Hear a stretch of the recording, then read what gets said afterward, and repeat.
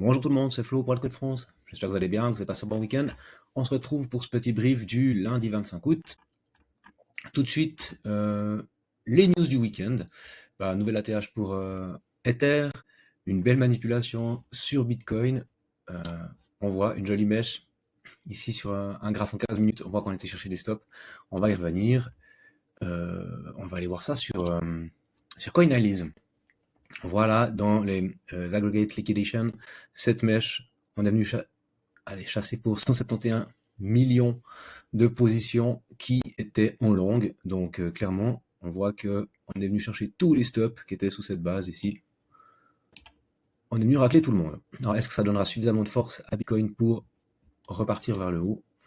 On verra. Du coup, départ sur les charts. On va commencer par Bitcoin, vu qu'on était dessus avant. Ouais, ça devient un peu compliqué dans mes dessins. Enfin, on va supprimer tout ça. Voilà, comme ça on y voit un peu plus clair. Donc, on parlait de ce gros squeeze qui s'est fait. On était chercher tout ce qui était en longue depuis le 10 juillet. Donc vraiment, là, on était squeeze tout le monde. Donc, on était bien bas.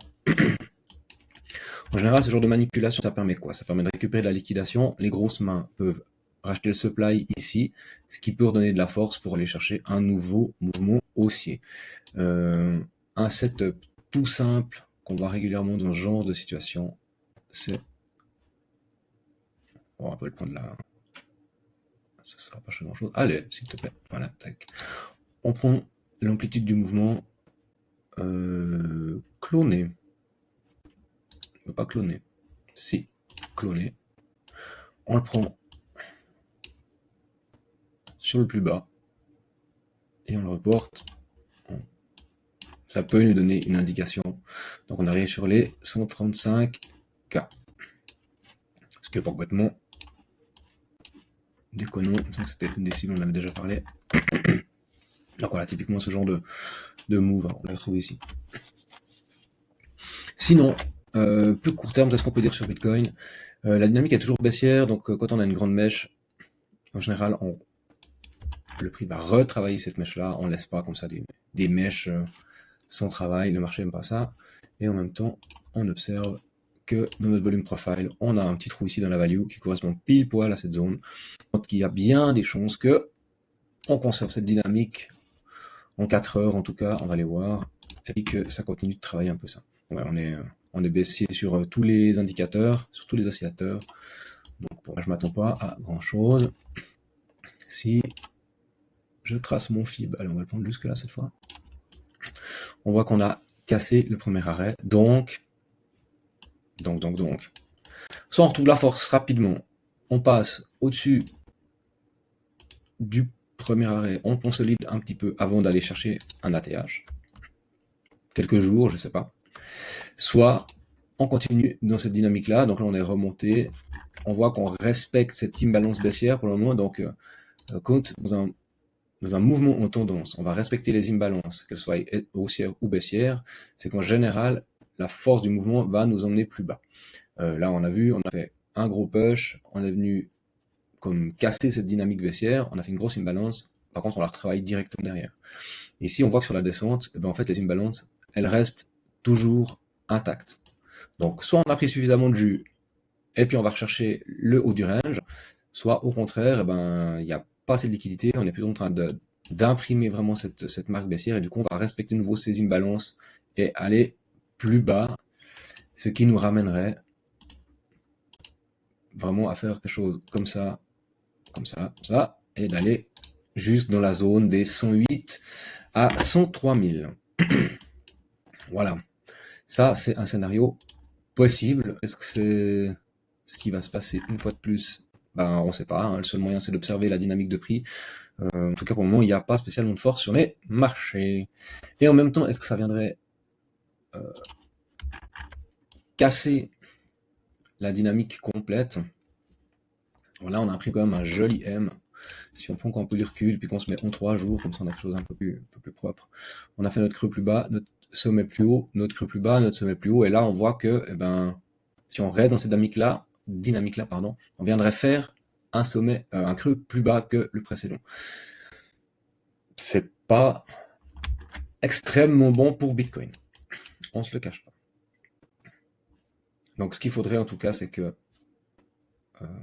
cette zone-là qui était travaillée déjà pendant un petit moment sur le dernier range.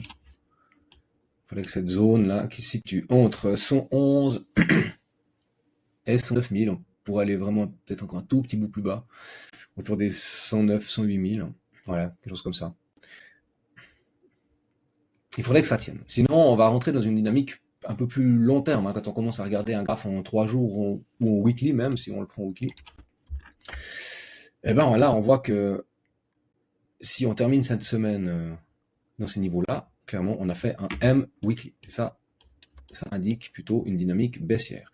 Ça, on pourrait très bien reproduire ce qui s'est passé entre le mois de novembre 24 et puis avril 25, avec une dynamique comme ça. On a besoin d'aller respirer. Le Bitcoin, il a besoin de venir dans sa zone de rechargement, travailler ce tunnel daily ici. Alors, peut-être pas aussi marqué, je sais pas. Mais en tout cas, on voit qu'on a besoin de venir creuser un petit bout. Et puis là, on aurait... Il est monté là. Notre creux plus bas, notre sommet, notre creux, notre sommet, et un creux qui pourrait se faire par là. La dynamique serait toujours haussière. On voit qu'elle se tasse, bien sûr. Les amplitudes ne sont plus aussi fortes qu'avant. Mais à moyen long terme, la dynamique serait toujours positive. Donc voilà. N'hésitez pas à dézoomer, ça déstresse un petit peu. Mais c'est vrai que là, les graphes sont pas très beaux. On risque de passer quelques temps un peu, c'est possible, un peu complexe. Vas-y, enlève-moi tout ça. Tac, nickel. Ether. Bah, pendant ce temps-là, Ether, lui, il fait des nouveaux sommets. Donc, c'est ce qu'on vous parle depuis longtemps dans le groupe, hein, c'est qu'il y a cette rotation des capitaux. D'abord Bitcoin qui imprime, et ensuite on passe sur Ether, et ensuite, gentiment, les liquidités vont se déverser sur les plus petites capes.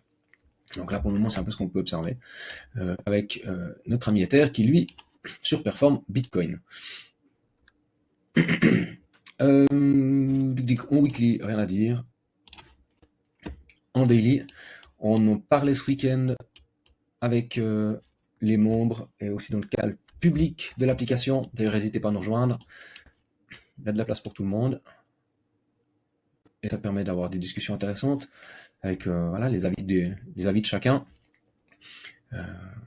Des personnes qui se posaient la question, ben ouais, ok, mais on rentre où sur une phase comme ça de marché? Ben là, on rentre pas, simplement, on attend, on patiente, ou alors on va chercher des positions très court terme, en 1 heure, voire même proche du scalping, après en 30 minutes ou 15 minutes, voire même encore plus court. Mais en tout cas, si on regarde des charts en daily, pour le moment, il n'y a rien à faire, à part à observer. En daily, on voit qu'on imprime gentiment une dynamique baissière, donc tant qu'on tient les 38 de Fibo, pas de souci, on peut très bien consolider un peu là-dedans avant d'aller voir plus haut, on n'en sait rien. Mais là, on voit que gentiment, si on vient sur le MACD casser la barre des 87, eh bien, on sera vraiment sur une divergence baissière qui pourrait nous ramener dans la zone de rechargement. En plus, on a toute cette imbalance à venir combler. Donc, il y a des zones à travailler. Il y a tout plein de petites zones aussi à venir bosser ici dans le volume profile. Donc, il y a vraiment de quoi faire. Moi, j'attends un petit peu. On a dû faire des plus hauts. Mais je pense que on est parti pour faire un peu de yo-yo et venir combler ça. En tout cas, si Bitcoin continue à baisser, si les news macro internationales sont toujours pas top, voilà, il y a sans doute moyen de venir gratter un peu ça, avant de repartir plus haut. Ça, c'est bien possible. Peut-être qu'on va laisser des gens construire des shorts en remontant un peu dans ces zones là autour des 4700, 4800. Ce serait pas complètement déconnant que les gens se disent ouais, ça y est, c'est la fin, on imprime un peu de peur, et du coup les gens construisent des shorts, et une fois qu'on aura une blinde de shorts, on vient les squeeze, comme ça on récupère tout ce qu'il faut pour aller plus haut. C'est une possibilité. Là on voit que sur Ether on est aussi venu chercher les liquidités sous la mèche, donc est-ce que ce sera suffisant? C'est possible, hein, peut-être qu'on reste au-dessus des 38,2. On a ces zones à venir juste travailler, peut-être qu'on descend juste un coup à 4580, s'appuyer sur le tunnel 1 heure, qui puisse faire support, comme ça arrive bien souvent, hein, on le voit un peu dans les phases baissières, on vient faire support sur le tunnel, ou alors on traverse juste un coup, et ensuite on remonte. Donc voilà, clairement ça, mèche de manipulation, on vient squeeze tous les shorters. Maintenant l'idée c'est sans doute d'aller squeeze une partie des longues. Enfin, voilà, on va chasser le haut, le bas. Vous savez comment ça marche en règle générale. Quand on est dans ces phases un peu de manipulation, on a un range qui est là, et l'idée c'est de faire le haut, le bas, le haut, le bas du range, jusqu'à ce qu'il n'y ait plus personne à liquider. Donc voilà. On m'a demandé en commentaire de jeter un œil à Cadna, KDA. Alors KDA, c'est une crypto qui a déjà un certain temps, qui a déjà connu un cycle. Voilà. Donc on voit, hein, il y a encore plus de charts, mais sur Binance, j'ai pas la suite. Donc c'est un truc qui est monté très très haut dans son dernière phase, donc à 7.8, et puis là qui frise les pâquerettes. Donc ce truc, moi j'y toucherai pas. Simplement, on voit qu'il voilà, y a plus de traction sur ce genre de projet. Il y a tellement de crypto sur le marché. Essayez de vous concentrer plutôt sur des projets qui sont récents, sur des narratifs qui sont voilà, qui sont plutôt plébiscités. Là, on voit que, bien sûr, alors c'est clair, hein, si on prend le plus bas, ici en 2024, et puis qu'on a réussi à choper un bottom là autour des 0,44, vous avez fait votre x4,5, c'est pas rien. Il a refait la même chose plus ou moins, mais on voit qu'il n'arrive pas à s'affranchir de cette résistance là qui se trouve autour des $2. Il n'y a pas grand chose à dire, hein. Moi je pense que ce genre de truc. Alors bien sûr il comprime, on voit ça se tasse. Donc comme beaucoup d'assets, il y a sans doute de l'accumulation, et puis une fois qu'on aura fini de comprimer jusque là, on va s'en extraire avec la grande possibilité de venir hop là, jouer au moins le premier arrêt de Fibro au 0, allez, disons peut-être $1, et de revenir dans la zone de short ici. Mais je pense qu'il y a mieux à faire que de se positionner sur ce genre de projet.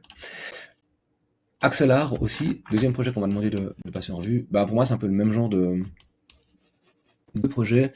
Axelar qui fait partie de l'écosystème Cosmos, enfin. Donc on voit qu'il y a un fort attrait, hein, si on voit sur l'OBV, donc il y a de l'argent qui rentre dans le projet. Sauf erreur, ça fonctionne bien. Axelar, c'est une blockchain qui est efficace, peu de frais de transaction, c'est rapide. Moi, je l'utilisais à l'époque, sur Luna, avec Luna ou avec Astroport ou des trucs comme ça. Donc, en tout cas, ça marchait bien. Mais maintenant, ben voilà, je pense qu'il n'y a pas énormément de demande, mais on voit qu'il y a toujours de l'argent qui rentre. Est-ce que ce truc performe? Bah pour le moment, pas trop. Si je le prends en weekly, est-ce que ça vous donne envie d'acheter ce genre de chart là? Bah c'est très à plat. C'est très à plat. Si je prends depuis là, ok, on pourrait se dire qu'on a cassé une trendline baissière. Nous, ce qu'on aimerait, c'est des W. Là, on voit qu'il y a hop, une résistance ici. Hein. On n'arrive pas à repasser au-dessus du tunnel daily. Donc bof. Moi, pour le moment, j'éviterais ce genre de projet. Après, c'est toujours la même chose en crypto. Quand on se dit qu'un projet est mort et puis qu'il fait rien et puis que c'est plat depuis 2 ans, eh ben, c'est preuve qu'il y a eu de l'accumulation. S'il a tenu un bottom, c'est que les gens ont fait en sorte que ce prix n'aille pas plus bas. Donc, il y a des gens qui se disent que c'est la limite. Donc, on pourrait très bien faire ça encore pendant des semaines et tout à coup, s'en extraire, retester la base et partir. Alors ça on peut pas l'exclure. Market cap de 300 millions. On voit que le market cap, il est quand même plus haut que le prix. Donc voilà, il y a eu de la dilution de tokens, ça c'est sûr. En full diluted value, il y a presque tout qui est dilué. Total supply, 1,2 milliard, mais il n'y a pas de max supply. Il y a quand même 300 millions de TVL, ce qui est pas mal. Hein. Ce qui est pas mal. On sait pas, peut-être ce truc, il nous réserve des surprises et puis que tout d'un coup, il nous fait un x4 ou un x5. On sait pas. Mais pour le moment, moi, c'est pas le genre d'asset que je recherche. Il n'y a pas tellement de hype dessus. Ou alors, il faudrait une grosse news. Peut-être que la personne qui m'a laissé le commentaire a quelques news intéressantes sur le développement de la blockchain. Mais pour le moment, moi, pas d'infos supplémentaires. Donc, voilà un petit peu pour aujourd'hui. On reste attentif à ce qui se passe. Si vous êtes entré, bien sûr, sur les bas, autour des 1005, 1007, voire même 2000 sur Terre, on prend des profits, on sécurise son investissement. Et puis maintenant, bah, on regarde ce qui se passe. Et on reste prudent, on voit que ça manipule en haut, en bas, on va chercher des shorts et des longues. Donc moi, je patiente quand c'est comme ça. Extra. Du coup, je vous souhaite une bonne journée et je vous dis à demain. Au revoir.